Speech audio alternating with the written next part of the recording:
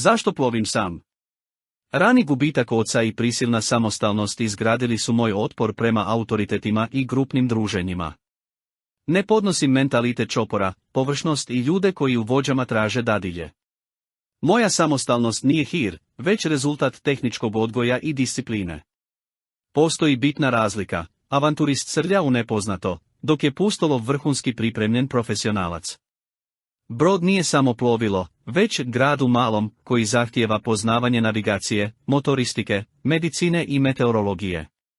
Voditi druge pokazalo se pogrešnim jer rijetki su spremni na tu vrstu odgovornosti. Poštujem staro pravilo, kapetan je uvijek u pravu. Da bismo ostali u dobrim odnosima, pustite me da plovim sam i biram svoje rute. Moj život na moru možete pratiti kroz objektiv i zapise Ljubice Devetak Prokeš, jer brod je, bez obzira na mitre, prostor za maksimalno dvoje.